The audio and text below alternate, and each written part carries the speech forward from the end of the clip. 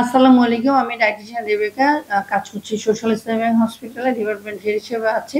আজকে আমরা কথা বলবো ইউরিক অ্যাসিড বাড়লে যে সমস্যাগুলো হয়। আমরা অনেকে জানি যে আমাদের দেহে ব্যথা হয়, আমাদের হাড়ে ব্যথা হয় এবং এটা কি কারণে হয়? এটা কি শুধুমাত্র হাড় ক্ষয়ের কারণে হয়? আমাদের আসলে এটার অনেক কারণ থাকতে পারে।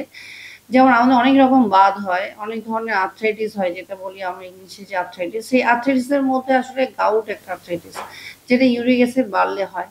এখন এই ইউরিক অ্যাসিড বাড়ছে কিনা সেটা আপনারা কিভাবে বুঝবেন? ১ম সিম্পটমস গুলো হচ্ছে যে যাদের ইউরিক অ্যাসিড বাড়ে তাদের কিন্তু হাত পা গরম হয় বা আপনার ঠান্ডাতেই কিন্তু একটু হাত পা ঘেমে যায় বা খুব বেশি তাপ অনুভব হয়।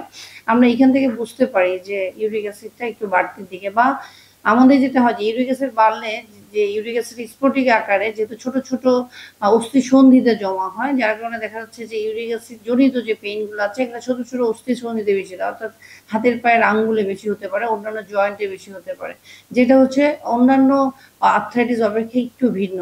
তো যেহেতু এটা মূল খাবার থেকে ইউরিক অ্যাসিডটা বাড়ে তাহলে আমরা এখন আলোচনা করব যে কোন ধরনের খাবারগুলো ইউরিক অ্যাসিডের জন্য বাড়ার জন্য দায়ী। বিশেষ করে বীজ জাতীয় খাবার, ডাল ও বীজ জাতীয় খাবারগুলো যেমন বিভিন্ন ধরনের ডাল আমরা বলি যে ইউরিক অ্যাসিড যখন আপনাদের বাড়তি থাকবে তখন খাওয়া অফ করে রাখবেন বা কমিয়ে খাবেন। সেটা পুষ্টিবিদ পরামর্শ অনুযায়ী কতদিন খাবে বা কি পরিমাণ খাবে সেটা বুঝে খাওয়া। তো বিভিন্ন ধরনের ডালগুলা হচ্ছে সে সময় একটু অফ রাখা। সাথে বীজ যেমন অনেকে আছেন যে সিমের বীজ খান, সেই বীজ থেকেও ইউরিক অ্যাসিড আসতে পারে। বরবটির বীজ থেকেও আসতে পারে। বিভিন্ন ধরনের সবজির বীজ থেকে। এখন কাঁঠালের সিজন, অনেকে কাঁঠাল খাবেন। এই কাঁঠালের বীজ থেকেও হচ্ছে ইউরিক অ্যাসিডটা বাড়তে পারে। তার মধ্যে হচ্ছে যে যেই বীজ আমরা রান্না করে খাই, ছোলা ডাবলি, এই বীজগুলাই হচ্ছে আমাদের ইউরিক অ্যাসিড বাড়ার জন্য কারণ। এছাড়া আমরা অর্গানিক মিটের কথা বলি বা রেড মিটের কথা বলি, বিশেষ করে গিলা, গলিচা, মগজ, তাছাড়া রেড মিট যেমন হচ্ছে আপনার খাসির মাংস, গরুর মাংস, এগুলা থেকেই হচ্ছে যে আমাদের মানে যেটা হয় যে ইউরিক অ্যাসিডের পরিমাণটা বাড়তে পারে। এছাড়া আমরা বলি যে পাখির মাংস, যেমন আমরা কবুতর খাই বা আমরা হচ্ছে যে যেই পাখিগুলি সাধারণত আসলে ইউরিক অ্যাসিড বহন করে তার মধ্যে কবুতরই বেশি খাওয়া হয়। তো চেষ্টা করব যে আমরা হাঁস বা কবুতর না খেতে এবং হাঁসের ডিমটা এই সময় এভয়েড করার জন্য। তার মানে হচ্ছে যে আমাদের কিন্তু শাক-সবজি এগুলো থেকে ইউরিক অ্যাসিডের বিষয়টা আসে।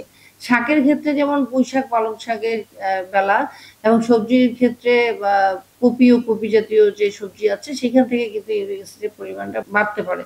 তো আমরা চেষ্টা করব যে এই ধরনের শাক ও সবজিগুলো সেই সময়টাতে একটু বন্ধ রাখার জন্য এবং না খাওয়ার জন্য। আর ইউরিক অ্যাসিড কমানোর জন্য যে বিষয়গুলো থাকে তার মধ্যে চেরি বেরি ফল, আনারস, এছাড়া আমাদেরকে পানির পরিমাণটা একটু নিশ্চিত করতে হয়। যেহেতু ইউরিক অ্যাসিডটা মূত্রের মাধ্যমে বের হওয়ার সুবিধা একটা থাকে।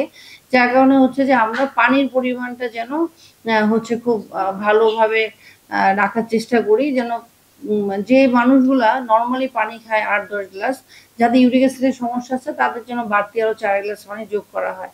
এবং অবশ্যই বাথরুম চেপে রাখা যাবে না। যখনই আপনার ইউরিন পাস করার সময় হবে আপনি অবশ্যই সেটা পাস করবেন। কারণ হচ্ছে যে ইউরিক অ্যাসিডটা যদি ভিতরে জমা থাকে এটা কিন্তু কিডনিতে সমস্যা করতে পারে।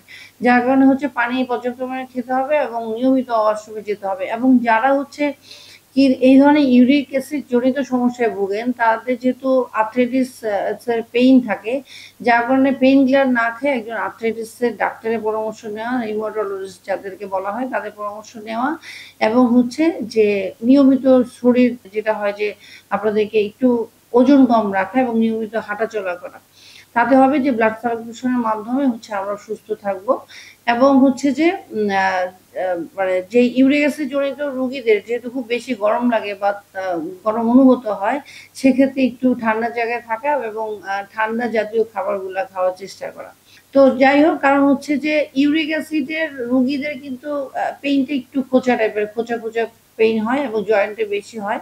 সেক্ষেত্রে আমরা যদি নিয়ম করে চলি, আমাদের খাবার-দাবার যদি ঠিক থাকে, আমরা যদি বীজ জাতীয় খাবারগুলোকে একটু এভয়েড করি, আমরা যদি পিউরিক জাতীয় খাবারগুলোকে একটু এভয়েড করি তাহলে ভালো থাকা সম্ভব। এবং অবশ্যই মাঝে, মাঝে টেস্ট করবেন যে আপনার ইউরিক অ্যাসিড বাড়ছে কিনা এবং সেই অনুযায়ী হচ্ছে আপনার ওষুধ এবং খাদ্য তালিকাটা মেইনটেইন করার চেষ্টা করবেন। অবশ্যই একজন প্রফেশনাল ডায়েটিশিয়ান দ্বারা আপনাদের পথ্য পরিকল্পনা করে দিবেন এবং নিয়ম মতো চলবেন। সবাই সুস্থ ভালো থাকবেন। আল্লাহ হাফেজ। আসসালামু আলাইকুম।